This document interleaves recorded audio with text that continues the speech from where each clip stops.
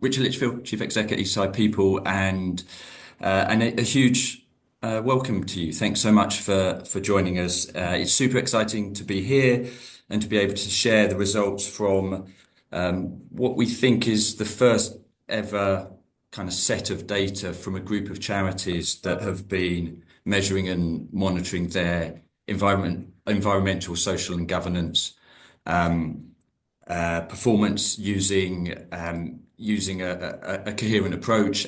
This was done over a 5-week period in the autumn, so a fairly kind of short, contained period. And so you're going to hear later from what we've learned from those 78 organisations. They're both large charities and small, and everything in between. And we feel like we've got some really interesting insights from what's come back, particularly around, I suppose, the level of maturity or progress that folks feel that their organisations are up to in these different areas. And I suppose maybe just to also say at this point, we've got over 100 people here, so thank you so much. When we were launching the actual survey itself, there were another couple of hundred people there who expressed an interest in this project.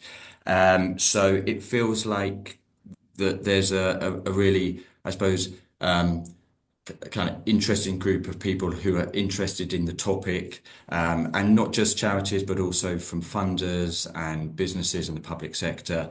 And I think probably our role at Eastside People is increasingly going to be about trying to hold the space and convene sessions like this and develop a repository of tools and resources in this area. So we very much see that as a kind of collaborative exercise. And yeah, would love to stay in contact and work with you over the coming years. So I've got a little bit of housekeeping just to get going with first. And the first of those is to introduce our speakers. You can probably see in the pictures next to me that we have a fab group of people who are going to help me present and talk about this bit of work. And I'm just going to ask them to say a very quick hello to you and introduce themselves. And I'll just go across my screen. So Caroline, you're first, please. Morning, everyone. Thanks, Richard. My name's Caroline Lee Davey. I'm the Chief Executive of Bliss. We're a medium-sized, I guess, small charity supporting babies born premature or sick. So working across neonatal units across the UK. Thanks, Caroline. Rebecca. Good morning, everyone. My name is Rebecca Hammond. I'm a consultant at Eastside People. I have a legal background, and in my freelance life, I'm primarily a researcher conducting kind of quantitative and qualitative research and evaluations. And I've been working on this project with Richard and the rest of the team for the best part of the last year. Thanks. Rachel. Hi, everybody. I'm Rachel Rand, the Chief Operating Officer at National Children's Bureau, a large, small charity. It's always hard, isn't it, to define, working with children and young people, so convening the sector that works with that cohort and trying to drive structural change. Thanks, Rachel. And Jenny. Thank you, Richard. Morning, everyone. Jenny Berry. I'm Senior Support Advisor for ACEVO, supporting charity chief executives with absolutely anything, but in this context regarding their governance issues.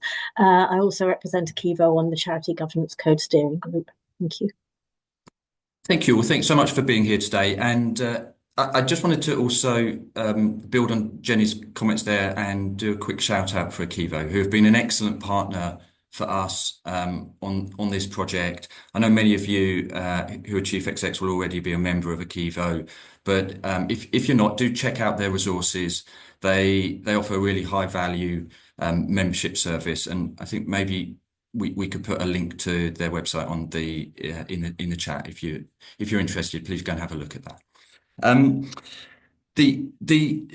Just last bit of housekeeping before we get going with a presentation is to say that the Q&A, which you'll see at the bottom, well, on my screen it's at the bottom, is open, and that's a thread where you can leave a comment, you can ask a question, and please do. Like a massive encouragement to everyone to do that. I'm going to do a kind of scene set in a moment and then hand over to Rebecca to talk through the findings. And so just as we're talking, if you've got anything that you'd like to comment on at all, please just put it into the Q&A. And we're going to try and make as much time as possible at the end of the session to look at those questions for you. Okay, so let's crack on, and my colleagues are going to help me flick through these slides. So, Mike, could we move on? Okay, so this is what we're going to cover. I think I've just gone through those bits, so let's keep going. Mike, could we go on to the next slide, please?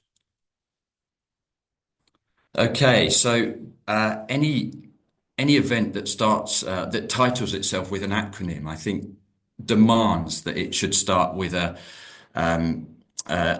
piece on terminology. I hate to take you back to the US elections, but I was listening to a commentator talk about one of the candidates, and I can't actually remember which one it is, and they used the phrase "word salad city." That was a word salad city response.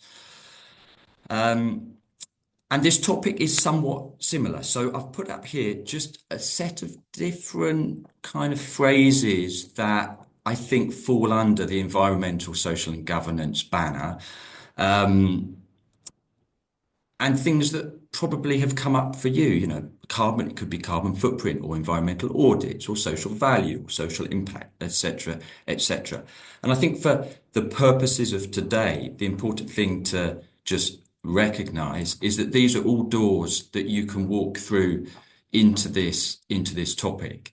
Our suggestion is that the ESG terminology is actually quite useful as a framework and almost a universal way to think about these different elements. The good news, though, and to, I suppose, demystify this, is that charities up and down the country are already involved in aspects of this. And I suppose what we're trying to do with the survey and pulling together the findings today is to give perhaps a little bit more of a framework that brings some coherence around these different bits and bobs. And the other thing, we'll pick up this later in the presentation, is that the work that we're doing here isn't in any way intended to replace other types of frameworks that you might already be using. And we'll come back to that in a moment. So if we go on to the next slide, I'd like to just put up a definition that we would like to propose for the charity sector, because ESG is not a term that started in the charity sector. It's one that's becoming more and more familiar and widespread in other industries. And actually, we toyed long and hard about whether to use this term, but we think there's a lot of value in leaning into it. And our proposal is that we as a sector think about this as the way that we measure and manage the environmental and social footprint of our organisations, risks and opportunities, and the governance which we need to oversee it. We then need to contextualise that, not for another industry, but for our industry, for our sector. And I'm just going to bring that to life in a couple of places, and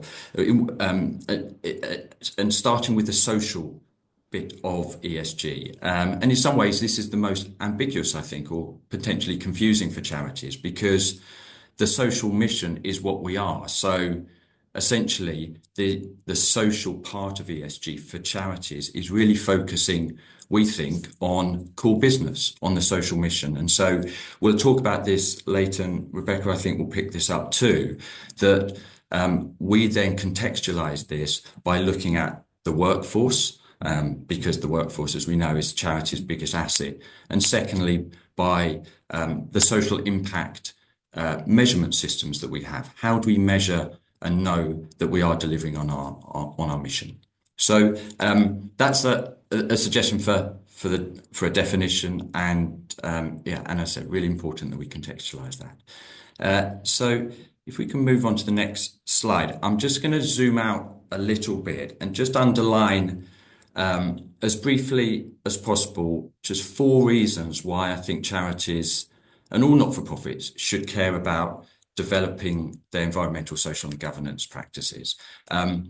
And I suppose the first one that isn't even mentioned there is an ethical point, but I'm going to take it as a given that that's one that we're all on the same page with. So 4 reasons. Firstly, public trust. We hear again and again that charities are expected to not only talk the talk, but walk the walk. And there's lots of pieces about this, and this is not new news. But there's a recent piece in the charity research done by the Charity Commission that just reinforced that. When we were researching this project, we found that, interestingly, it's younger generations particularly that seem most, I suppose, aligned with this point, and all the evidence is pointing to the fact that in the future they will increasingly choose which places they want to work in, according to whether those organisations can not only talk a good game but also evidence it. The second point here is around evidencing the value, I suppose, demonstrating and evidencing the value that we as charities make across our communities, which is substantial, but I think we probably struggle sometimes to be able to really articulate that.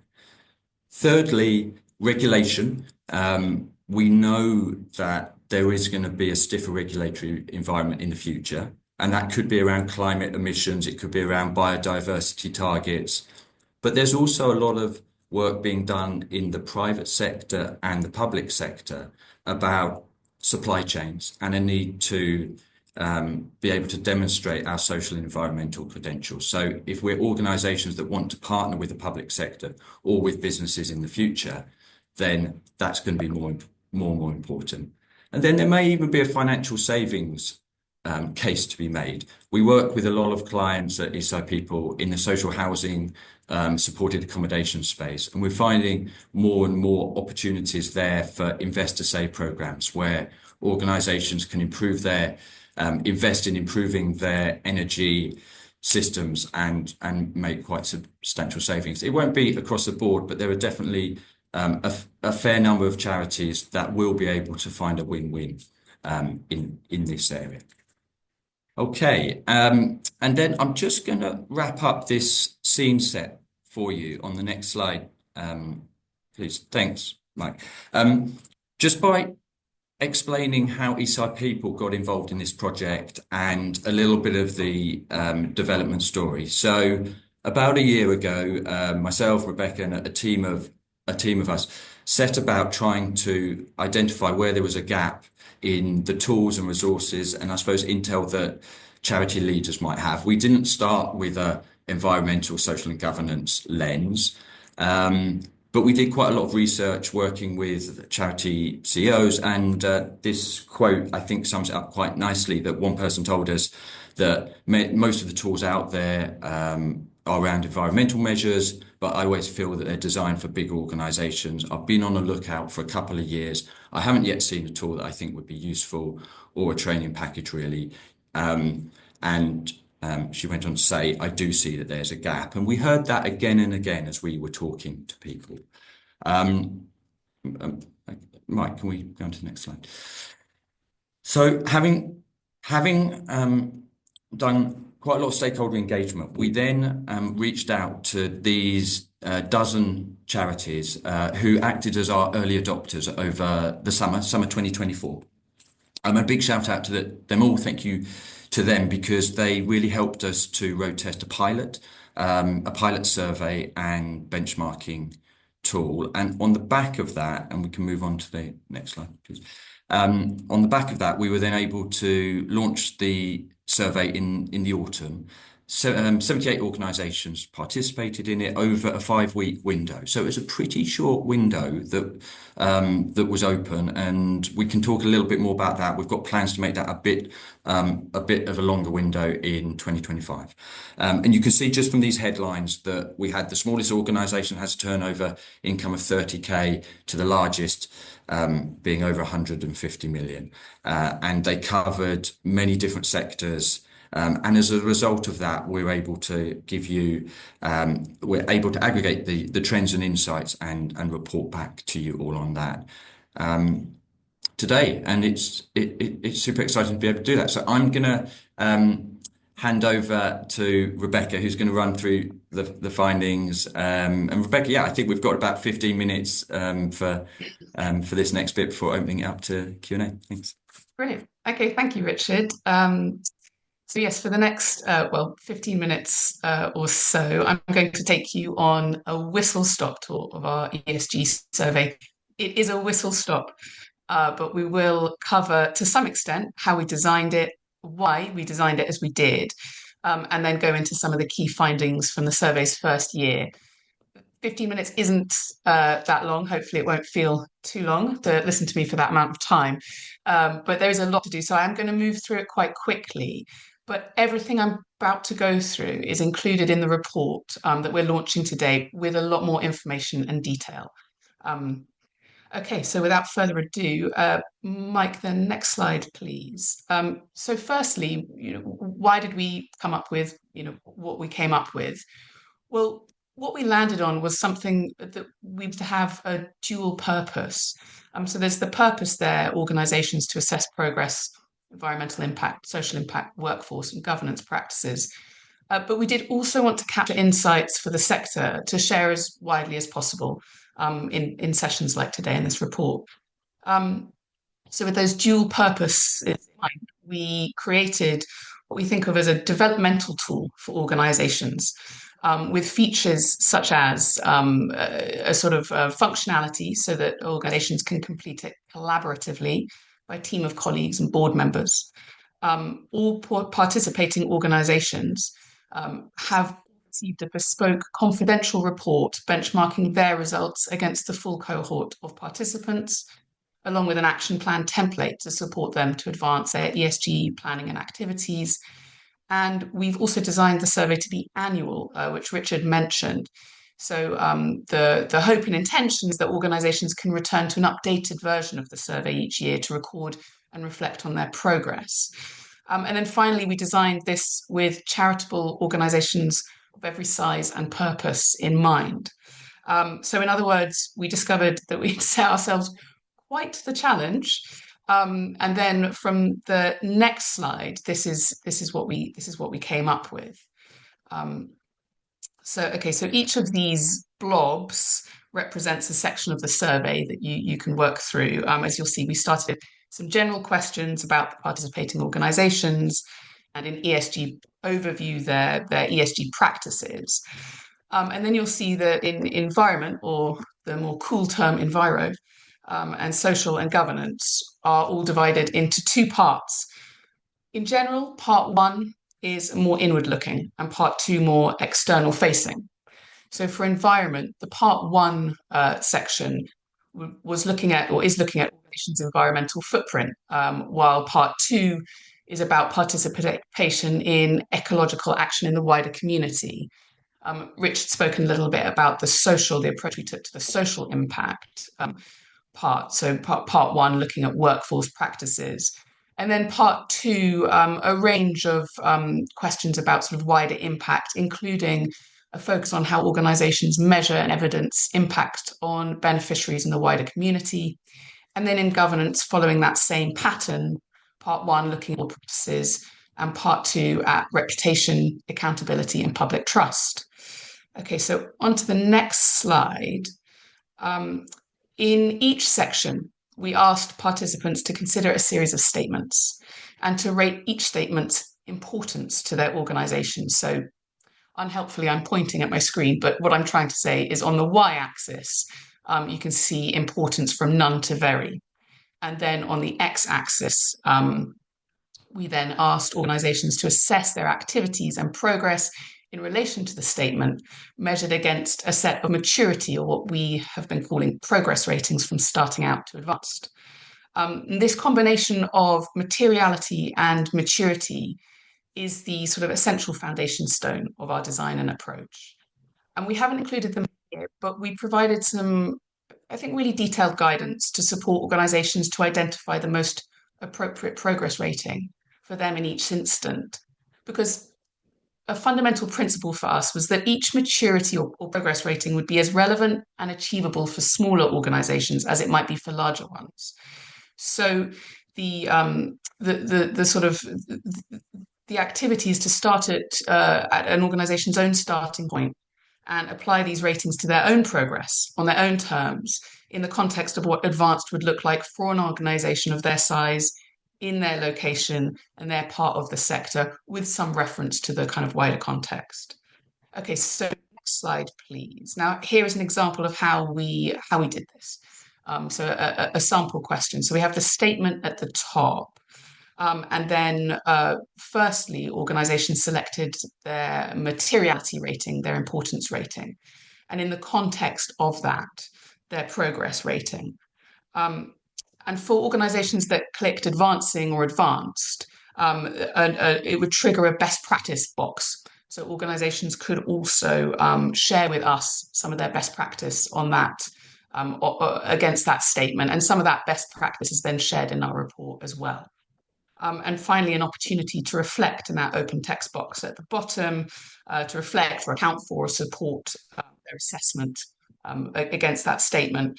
And that's useful for our analysis, but also we hope useful for teams collaborating on this. And then finally, throughout, we peppered the survey with some maybe more straightforward questions or more objective questions. For example, we asked, what percentage of your staff are paid the real living wage or higher? And this combination of self-assessment, reflective commentary, and factual reporting has given us, I think, a real wealth of rich data in year one of the survey. So on to the next slide. Yes, I've queued this up quite nicely.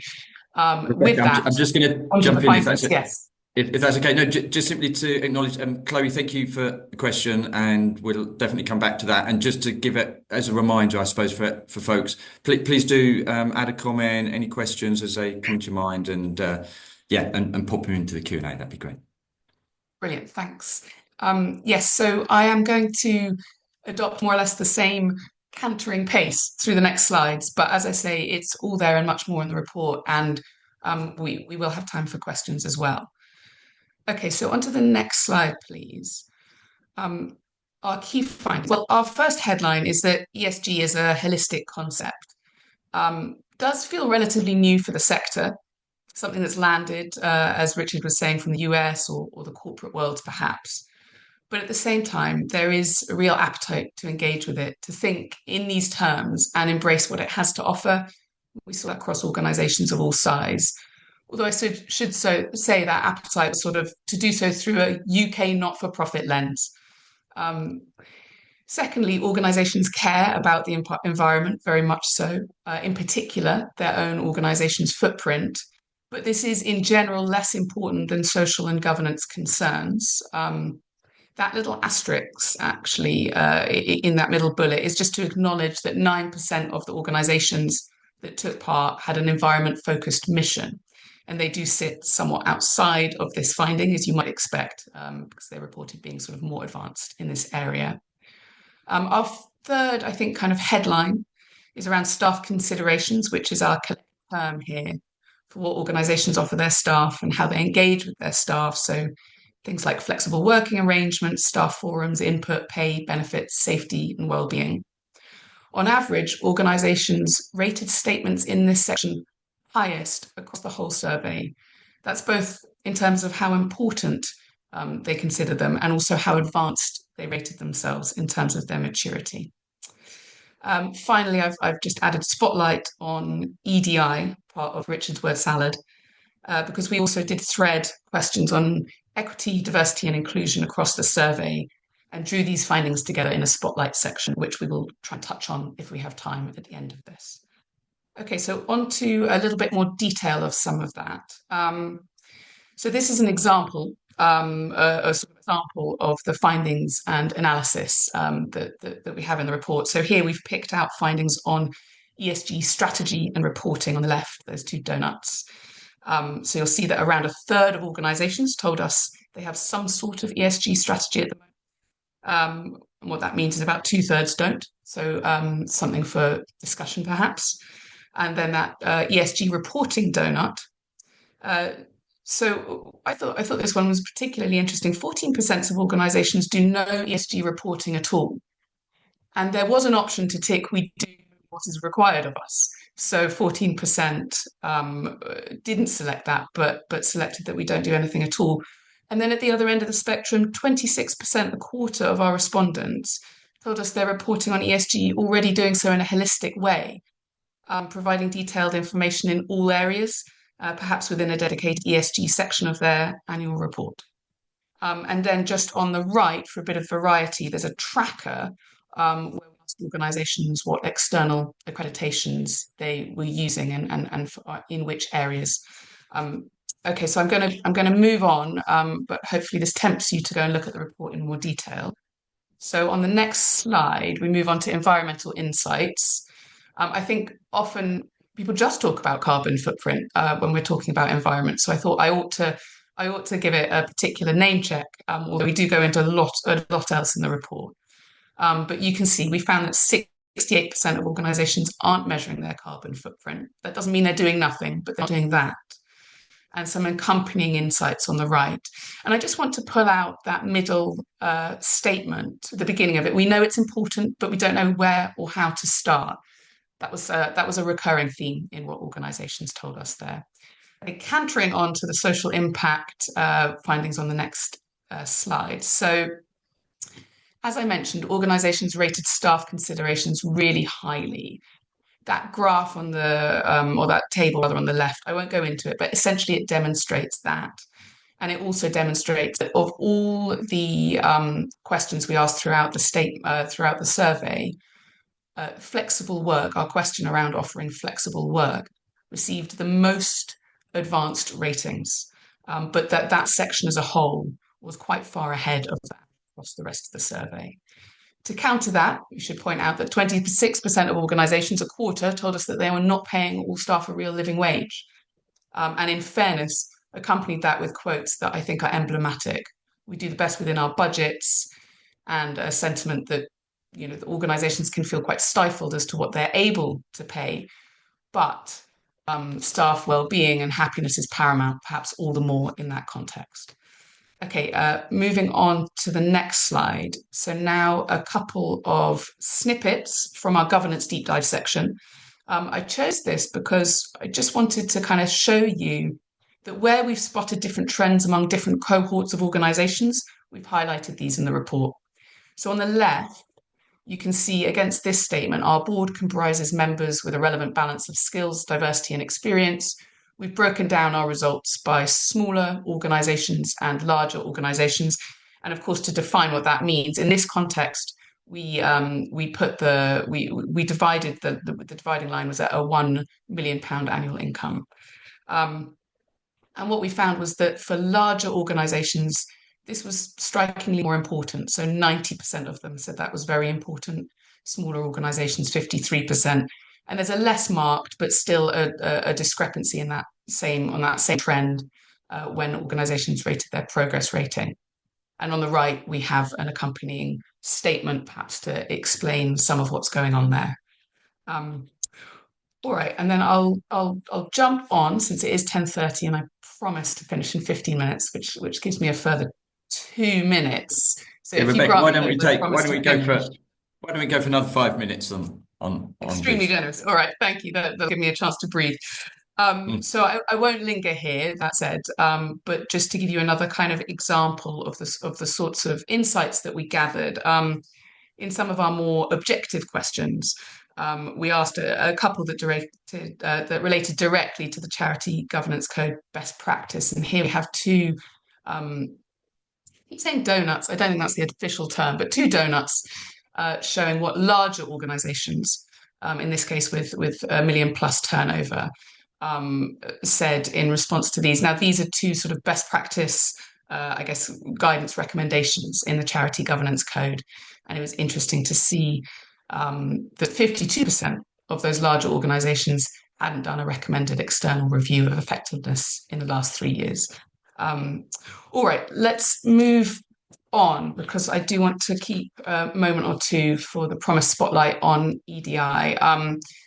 So as I mentioned, there's a sort of fairly lengthy, I think, spotlight section in the report on EDI. What that table on the left is essentially showing is that while this area is a high priority, a relatively high priority among all the questions. So we asked one direct question, which was, we are committed to embedding diversity and inclusivity across our organisation and proactively pursue this goal. Organisations rated that very important, but the discrepancy between the importance rating and their progress rating was most marked, most striking of this question among all survey questions. I haven't said that brilliantly, but I think the point is organisations feel it's really important and that they've got maybe most work to do in this area. And in fact, that quote on the right says it better than anything that I've just said, which is that the more we progress on this, the more we realise how far we still have to travel. Okay, and then the final sort of delve into the findings is on the next slide. And again, we are short on time. I won't linger, but I will just say that here we included some specific questions on representation of Black, Asian, and other racially minoritized communities among organisations. Our findings are in the report. These are some of them. In future years, we will therefore, having done this, have the potential to track progress on this specific area, and we will also likely focus on other protected characteristics in years to come, because this was year one. It's a sort of, our starting punt. Okay, on the next slide, I think, yes, there's been a slight rejig. Okay, so before I hand back to Richard, I've got a couple of kind of closing points. And one is that, just to reiterate what Richard said, which is that we're really not seeking to compete with other frameworks or standards, but rather to support organisations in the sector that are looking to engage with ESG, either for the first time or to mature what they're doing. So we have this resource bank included at the end of the report. There are hyperlinks to all of these there. This gathers all the external accreditations, framework standards, audits, and marks that participating organisations told us they were using. And we hope and suspect that you might find that very helpful. Okay, so the next slide is my last slide. So finally, opportunities for progress. So based on everything the organisation gave us and told us, these were the three clear areas for progress. Opportunities, where there's evident appetite and desire, but also real need, I think, for more resources and support. And just to flag that number 3 there, more effectively gathering evidence of impact on beneficiaries. We haven't talked a huge amount about that here, but there's a lot more about that in the report. And I'm sure it's something that we'll pick up on throughout the year. Okay, that was the whistle stop tour. Thank you for bearing with me. Thank you, Richard, for the extra minutes. And I'll hand over now back to Richard to bring us into the discussion part of the session. Thank you. Thanks, Rebecca. Yeah, that was fab, and not an easy task with so much content there and depth, I think, from the insights that we found. And just to flag for everybody, the report is going to be emailed round a bit later today, so you'll have that in your inboxes very soon.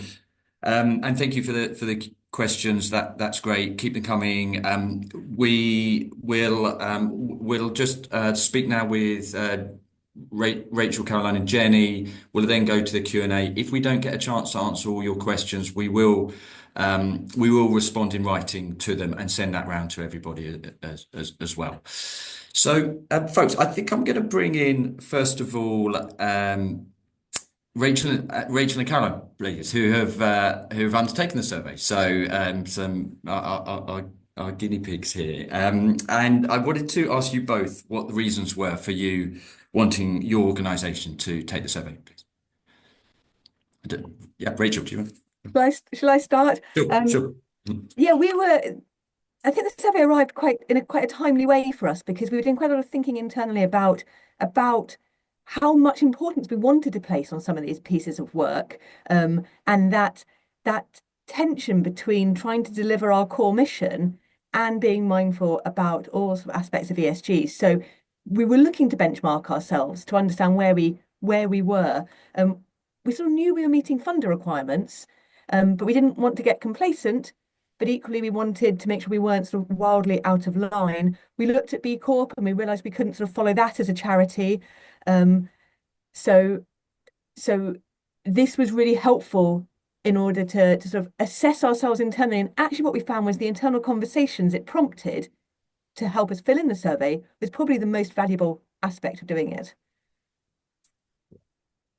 Thanks, Rachel. Yeah, that's really interesting, and we definitely heard that from other participants as well. That where organisations had kind of used it as a collaborative exercise, maybe they'd involved a few people in their senior team or a board member, that they reported to us getting kind of more and more value from it.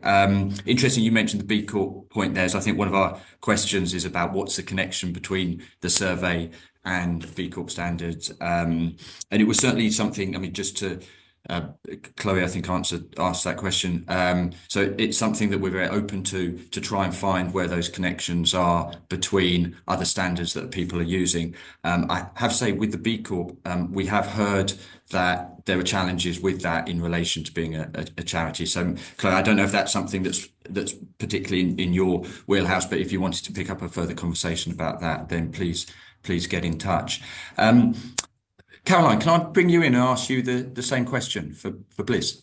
Yeah, of course. And similar in terms of it arrived at a good moment, but I think slightly different reasons. We have a really engaged and passionate board, some of whom are in the private sector, and they had been starting to talk about the ESG work they were doing in their day jobs. And kind of we've been starting to have that conversation. You mentioned, Richard, at the beginning, there's a bit of a salad around this. And for me, there was certainly a point around demystifying ESG and what it actually meant. I have a sort of instinctive dislike for acronyms like this. So for me, it was really helpful to unpack it and what it meant for the charity sector. We have been particularly focusing on social and governance areas. And actually, for us, likewise, some of the conversations we had internally were really useful, but we were also pleasantly surprised by how much progress, how much we were able to rate ourselves as sort of advancing, particularly around the social and governance aspects. We'll come to environment, I'm sure, in a minute. But for us, not as this kind of separate add-on, but just as core kind of intrinsic parts of our work and our mission. So it was a really helpful exercise in that respect to understand where we are, but also some of the areas where there's more for us to do. Yeah. Great, thanks both. Can I ask you both a follow-up question, which is about kind of further resources that might be useful for either NCB or Bliss, and whether, based on having done the survey, that you could kind of pinpoint or develop or identify where further tools or resources or guidance might be useful for your own journeys. I mean, for us, certainly, I'm sure we'll talk a bit more about environmental. That was the area where we scored the weakest. And some of the comments I know that have come through, highlighted in the survey already, have been around guidance that is fit for size and scale of organisations like charities. We're a sort of 2.3 million charity. There is also something for me in that area around how we fund and resource that work. People don't give us money as a baby charity to do carbon audits and sustainability action plans. They give us money to support babies in hospital and their families. And I think we are really conscious between our responsibilities as a charity to spend our money wisely on our mission and supporting our beneficiaries, while also being a responsible organisation and employer more broadly. And for us, I think that's where the environmental piece feels most difficult, whereas the social impact and the governance is much more about us operating and delivering for our beneficiaries. I really recognise that tension, Caroline. We have similar here.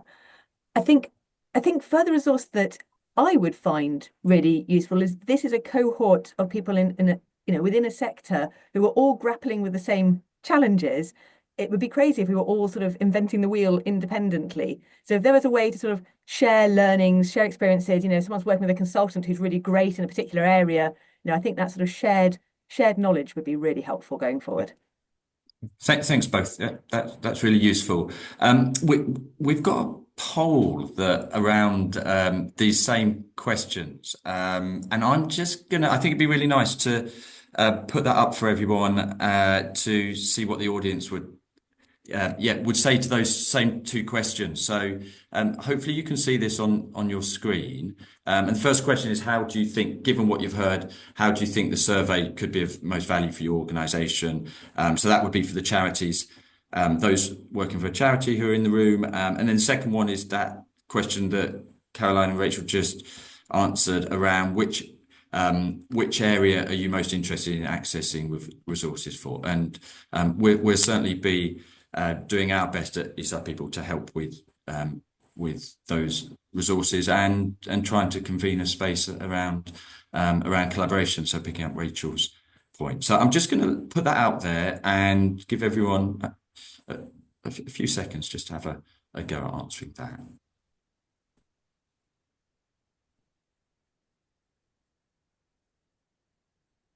Okay, and if we get time, we'll come back and let everyone know the results of those.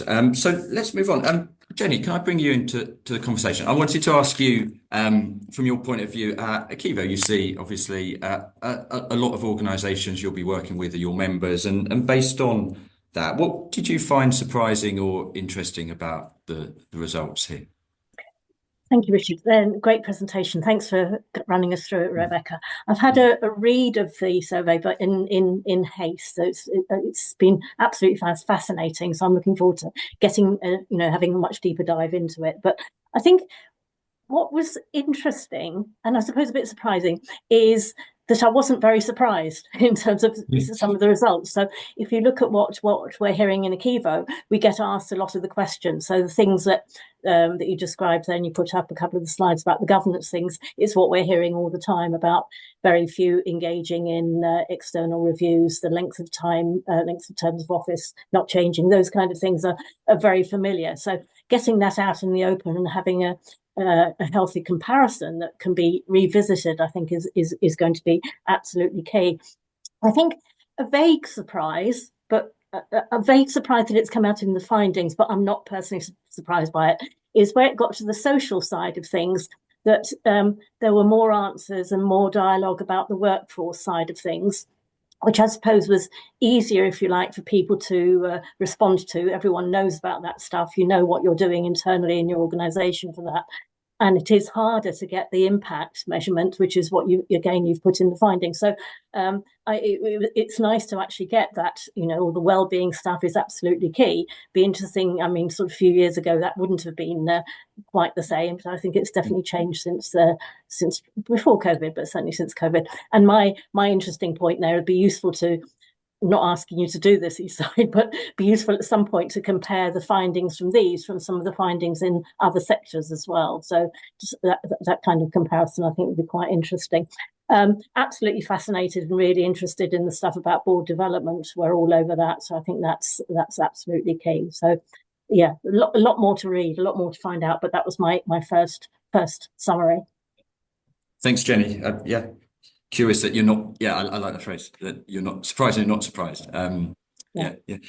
Great. I wanted to ask a bit more about the environmental side now to Caroline and Rachel. And as you've seen, we did find pretty much across the survey that organisations, and probably it was particularly at the smaller end of the charity sector, that organisations would say that whilst this is important, it's hard for us to really prioritise this. And I think there was a kind of consistent view that that when it comes to kind of discretionary amounts of funding that organisations might have, it feels more important to be investing those in the core mission.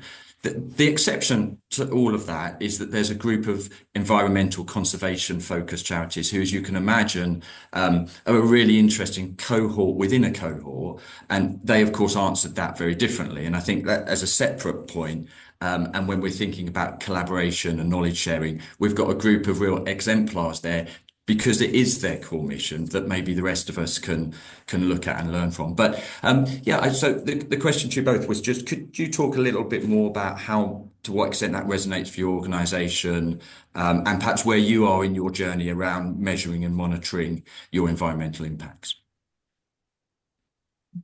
Will I start? Yeah. Sure. We're a small, large charity, so our turnover is from 15 to 20 million. And our environmental focus, I think, has two drivers. So one is that we have government contracts and contracts with the NHS that require us to have a carbon reduction plan, and a plan to reduce our carbon impact to zero by 2050 or 2045 in some respects. So that sort of focuses the mind. But there's then a huge range of opportunity as to how actively you seek to reduce the carbon, or if you literally do the minimum that is required in order to tick the box. So that's quite a big debate internally. We aren't an environmental charity, so to Caroline's point, it's not our core mission. However, if we speak to the young people we work with, and child voice and that participation is a core part of what NCB is, they tell us, and indeed we've got another session with our young NCB advisory group this weekend, they tell us that preserving the planet in which they are growing up in is a key concern and priority for them. So it's outside of our core mission, albeit it's our beneficiaries' area of focus. So we are also working through that at the moment. We have been working with an external agency. We have found the money. It's a little bit easier in a larger charity, I think, albeit it is still a real tension. But we have been working with an agency to help us monitor our carbon footprint, and we've been really focused on trying to identify the areas in which we have a level of control, and that will be our focus over the next few years, is really trying to manage down where we have the ability to do so and recognizing where we don't. Great, thanks, Rachel. So that really feels like that connects to that point about materiality and choosing the bits of your footprint that are particularly material for you, and customizing your approach around it, which makes a lot of sense. And Caroline, can I ask you the same question? Yeah, of course. And we're quite a lot smaller than that. And I think on the face of it, for us, I mean, to your point, Richard, the findings in the survey really resonated. It's not our core mission. And our driver is where we have discretionary funds to spend them on our mission on supporting babies. That said, we don't believe we have significant areas of environmental impact, and there have been changes, some of which have been driven by our staff directly. I mean, it's interesting, Rachel, are particularly, not to hugely stereotype, but our younger staff are particularly passionate about this. And things like hybrid working, which we are kind of fully on board with, both for staff and for trustee meetings, have driven down the travel that staff and trustees are doing. So that helps. We happen to rent office space in a building, which actually is where our landlord is very committed to reducing environmental impact. So we benefit from that as a byproduct, albeit that's not the reason why we rent here. So there's a range of ways where we probably have, we say over the last 5 years, we probably have reduced our environmental impact, but it hasn't been a core focus for us. And with our size, it's hard to see how we could carve out certainly additional expenditure on it without specific funding. But that's not to say it won't, again, probably particularly staff driven, become more of a focus in terms of our time and thinking more broadly about our responsibilities as an organisation, as an employer.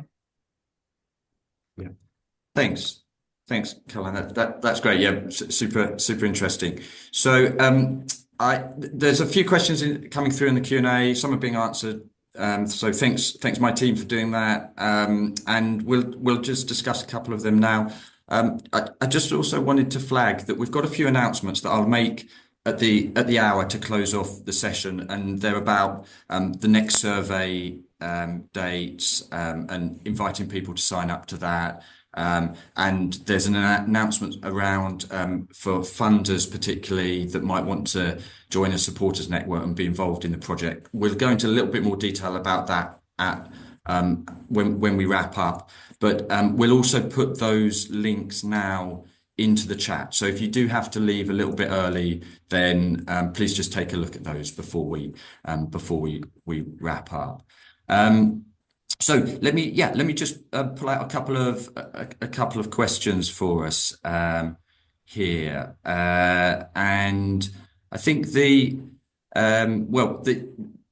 there's one from a colleague who asked about the financing options, and just as I was mentioning funders there, it feels like an opportune moment to speak to that. So the question is, what financing options are available for charities and social enterprises looking to implement energy saving measures, and is there any data on the different finance tools for it? So we have a emerging list of funders that are supporting in those different areas, and we can share those with people. I think the other thing that I wanted just to say about that is that we've seen throughout the last 6 months or so of this project that there are both trust foundations and investors that have I suppose, expressed an interest to be involved from the point of view of tracking the results of these surveys. And we think there's going to be more and more opportunity for those types of organisations to be involved in our work here. There's something I think about charities have told us that it would be very helpful, I think, for this to be recognised by funders as a mark of good practice, so that if you're making a bid or writing a proposal to a funder, that you could reference that you've gone through this maturity assessment piece. So there's something about that. There's also something about, I think, us collectively building resources and tools in this area. And then there may also be a bit from a funder's point of view, a funding point of view, about supporting organisations build capacity in this area. So again, just a bit of a shout out around that for if you're in the funding community and you want to stay involved, there's a link in the chat to do that. And to answer the question, or to reinforce that point, there are some funders out there who are open for grant applications in this area, and we'll put out a list for everybody around that to help. Okay, so let me pick out another question. Jane put a question there about the UN Sustainable Development Goals as a well-known tool, and I suppose, and you've asked, did we consider connecting to that? Yes, let's try and answer that. It's a great question, and there's certainly in the design of it, we looked at the UN Sustainable, the SDGs, and other frameworks. Rebecca, can I just bring you in at this point and to ask you to respond to that? Yeah, absolutely. I think, and perhaps this can go some way to responding. I think there was a question along similar lines about the kind of B Corp framework. So yeah, as Richard said, we looked carefully at the sustainable development goals, and they feature keenly in our resource bank. I think throughout we were always trying to walk a line that would make this survey kind of strike a balance between depth and breadth, and allow it to be the first door that an organization opens, and to think about all of these areas in a sort of, I suppose, in an open way. And in a way, we did sort of want to start from first principles for the sector, and draw on, among other things, the Sustainable Development Goals, but to draw in from them rather than to start with them. And I think, it's interesting, you mentioned sort of, we didn't choose to be more closely aligned with this. And I think in some areas we feel quite close, and in some areas I agree, we've taken structurally quite a different approach. But that really was trying to kind of stay true to the principle of building something for and with the sector. And at the same time, both those goals and our survey and the B Corp framework and all of these accreditations and marks and thinking are evolving. And I expect that our survey will also be evolving. And the answer to that might look quite different in a couple of years, or they might not. But this is kind of where we think we can start for the sector. Does that make sense, Richard? Do you want to add anything to that? No, thanks. Thanks, Rebecca. Yeah, no, I think that's right. I think the point around contextualizing it to the sector was our kind of paramount design principle. Great, folks. So I'm going to take one more question, and then we'll just move to wrap up, so we can let everyone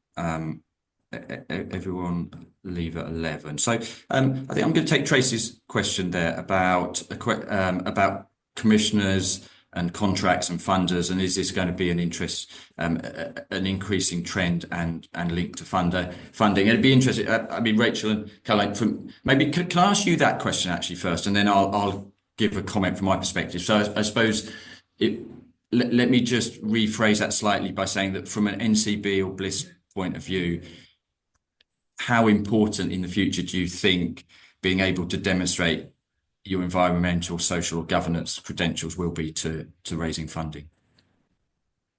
I think from us, I suppose, particularly for trusts and foundations, you definitely already see it with social and governance. And I suspect it is round the corner with environmental. I think we've only seen that request once so far, but I can imagine that is coming. I think my plea to funders in that context is ensure that their funding requirements or funding grant rules then allow funding for the work to do it. Because it is difficult as a small charity with a very clear mission that the Charity Commission requires us to deliver, to be spending more and more of our time and money delivering more and more requirements, which we're absolutely bought into. This is about us being a good organisation, but I think the more those requirements mount up without funders saying, okay, we will also ensure that a proportion of our grant to you can pay for that work, the more difficult that becomes for charities to manage. But Rachel clearly has different experience in perhaps more of the statutory public sector. Yeah, I mean, I think what you say, Caroline, I agree with absolutely. We're seeing it as a growing requirement. The environmental we do see, but in the more statutory sector, it's always an interesting one because they want you to commit to something that is outside of our complete control.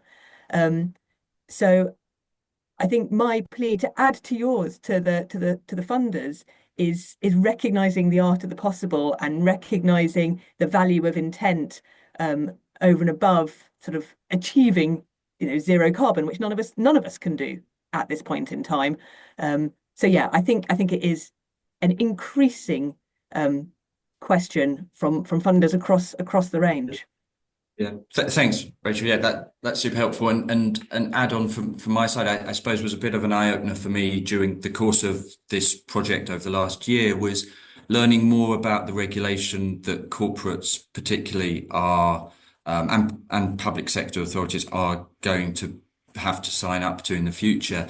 And that was really interesting because then the implication for that, I think, is for charities that want to partner with corporations will probably in the future need to be able to demonstrate their credentials in these areas, because that's from a business's point of view, they need to demonstrate their own kind of social and environmental credentials of their supply chains from a regulatory point of view.